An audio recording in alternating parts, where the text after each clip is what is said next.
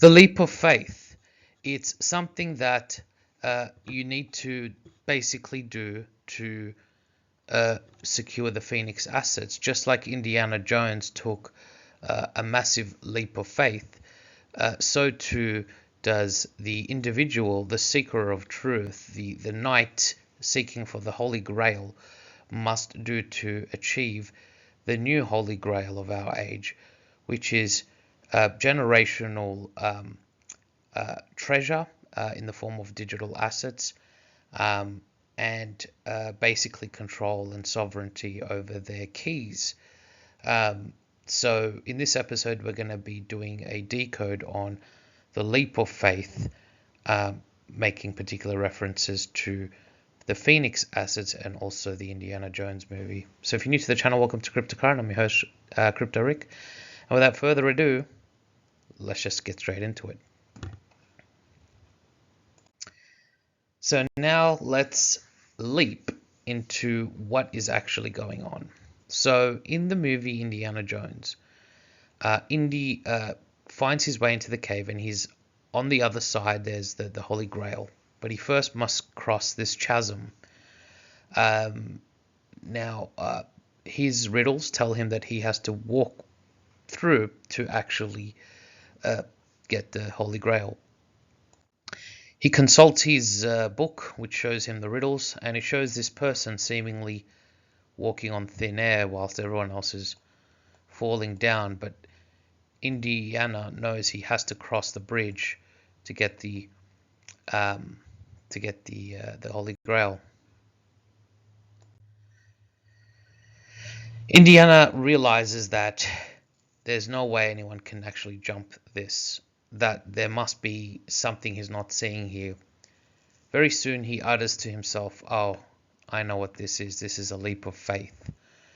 So he realizes that logically your brain is telling you that if you take a step, you're going to die. You're going to fall in through the cliff.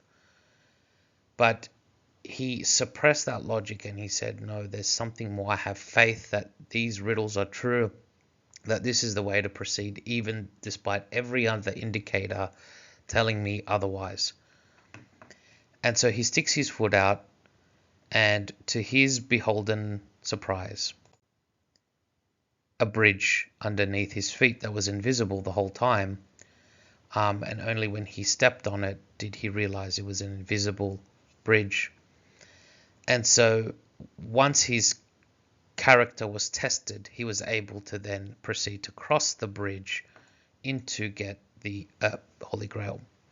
So this is a lesson, and this is what the elites are trying to do. They're trying to test your character of faith, spiritual eyes, self-belief, and testing whether you would actually take the invisible bridge onto the new system, onto the Phoenix, despite every other indicator telling you otherwise, or telling you it's not logical, or telling you it's a scam or whatever.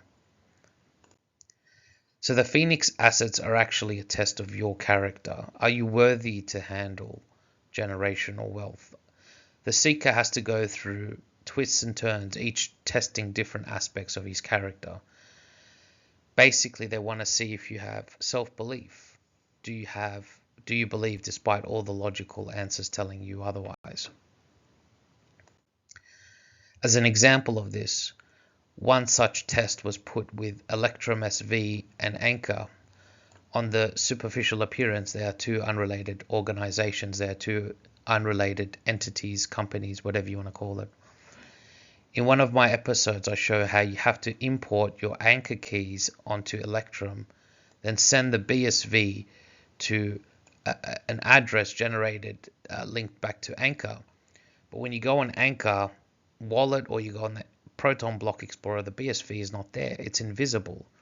But you have to trust and believe and have faith that somehow you moved it through the portal into the private ledger, into Quantum Shores being anchored on. Similarly, when you import Electrum things to Electrum, the blue one, the Electrum wallet, you anchor your BSV wallets there, but there's no BSV. It just shows BTC. The BSV is invisible. They won't give you the satisfaction of seeing your assets there, because it's meant to be a test of your character. Do you believe that it's there, and that it's valuable, and that it's been anchored, and that it's safe? So yeah, it's basically a test to see whether you had the spiritual eyes rather than the carnal, physical eyes that only gets gratification seeing with the eyes and hearing with your ears. They don't want doubting Thomases that need physical proof, the carnal man, to believe in the resurrection. They want you to actually believe without having been seen. And the reward for this is great. The reward for believing without having been seen, they inherit the kingdom of heaven. Similarly too, they tested your character with the Pulsara Bridge. At the moment, people are comfortable staking Coreum, getting 30% APY, high interest. Why would they want to bridge back? It just seems counterintuitive. It seems illogical. Why would you want to bridge it back to the XRPL ledger? Where they're sitting here comfortably on the new system, sitting on its native form. But that's what the elites like to do. They like to put you in an uncomfortable position, in a counter-logical position that just seems unnatural. And when you're comfortable, that's where they like to screw you. Because these are all a series of challenges to see how adaptable you are, how comfortable you are at being uncomfortable, right? And so in this scenario, it is no surprises why they called the wallet Leap, because you have to make the leap. And the reason why Pulsara Bridge was only compatible with Leap wallet on desktop is because it's all cultural and esoterical reasons. They wanted you to make the leap of faith through the Pulsara Bridge onto the XRPL ledger to obtain the Coreum bridged asset. Lastly, once you actually have the Coreum bridged assets, they then want you to once again cross the bridge through to Proton using probably the Alcor IBC bridge, although it hasn't been activated yet. But when it gets activated, possibly you have to make one last journey through the bridge. This is all esoteric. It's about bridging your assets, bringing all things through the sigil. So these people are forcing you to bring all things through the sigil of L, which is this symbol here. So they don't need bridges, right? I mean, it's all data, it's all computer. They can move assets from one place to another. They don't need to have a bridge. But this is all esoterica. They're burning the bridges to basically destroy. It's all about destruction. All things die and go to ashes. But those who take the leap of faith, going through, they are the ones that survive and get reborn as the Phoenix, as an example. The other psyop, clever psyop, was they got people in with XRP. The one that will tell you you'll get rich because all the bankers are using it. Only through the fool's journey were you able to discover that it actually was inverted, that the trick to the riddle was to go backwards, to go opposite, to go contrary, and you end up finding the Proton blockchain, which is XRP to XPR. In the movie Ready Player One, they talk about basically the race, and the race was unwinnable. Every time you go through the race, you couldn't win. Then the riddler told him, you have to go backwards. What if it was nice if we could go backwards in time, or something like that? So in the beginning of the race, the main character goes backwards, and ends up winning the race because he followed the logic in reverse. Obviously, you can see the 0101, that's the Pulsara Bridge. And you can see the copper key. So at the end, you win the copper key, which is the keys to the kingdom. So there was 3 keys in the movie to win. So remember, the elites have infinite money. They do not need to apply logic or conform to your normative ideas. People think, oh, but that's not logical, so it's not true. Well, the elites don't need to operate on your paradigm because everything they do is inverted. And apologies for this picture, it's covering up everything. But basically, at the highest level is the jester. It's the fool. They're the ones who play jokes on you, play riddles on you, humiliate you, abuse you. And that's what the concept of the Joker was about. The jester playing his role as the fool. The Joker, although appearing as a madman, he actually describes himself as ahead of the curve.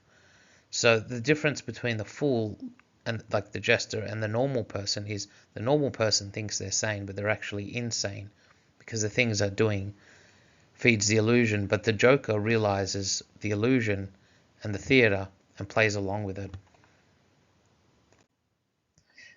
It is no surprises why the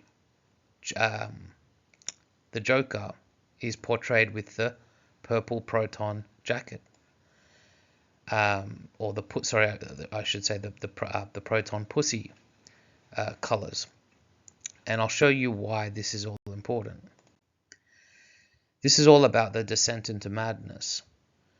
All of us presumably began with XRP in a business suit, looking very trim and sharp and sophisticated, and we were basically plugged into the illusion. They put elaborate, polished people like Brad Garlinghouse, as to push XRP, and that was the easy way. That was the wide road. As you take the fool's journey in the descent to madness, you become ruffled up, you become crazy, you become psychotic in discovering the bitter pill, the hard reality, that this pussycat token was the one that was anointed more so than XRP on the XRPL ledger. So this is part of their game. The jester's game is you go from a polished individual like Brad Garlinghouse to someone putting on an act of being this unpolished, rough around the edges kind of person who creates this Proton pussy coin. One is well spoken, the other one is not well spoken. One mumbles, the other one speaks articulately. And so 99% of people are going to ignore the Proton pussy because it just seems crazy and stupid and random, and that's how they like to get you. They want to see what is your ability to discern truth from falsities. Do you judge a book easily by its covers, or are you able to discern? Do you have the spirit of discernment? So this is what the test was about. It's all about the fool's journey, the fool becoming the hero in the end. If you look at the definition of Haina, it means a fool or jester, a merry fellow, a king's fool. So in The Simpsons, it's a well-dressed gentleman who has the gift of the gab. He can speak very well. He's very persuasive. He convinces the people of the Springfield that the monorail is a good episode, but ends up swindling them all. So he played them all for a fool. He basically promised them, that it will make them convenient, riches, bring a lot of the money into the economy. And this is what this is all about. So in summary, is your character so labile that you will go along with every whim of emotion and new sentiment? Are you easily distractible by what others think versus what you believe? How stoic are you to stick up for your beliefs when the whole world tells you you're mistaken? This is all about perseverance. It's not about who's the strongest or, who's the smartest. It's about those who are adaptable, teachable, can persevere, and have the spiritual eyes to see. And this is why Neil Armstrong said that ritual. That's one step, small step for man, one giant leap for mankind. Why did he use the word leap? Because in the similar way that he purportedly, anyway, it's all ritual, that probably didn't happen, but it's all ritual.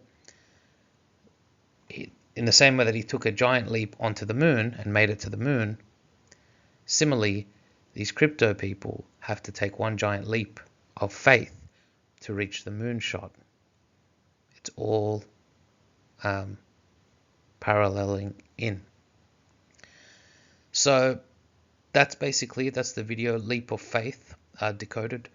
Let me know what you think. And are you willing to take the leap of faith?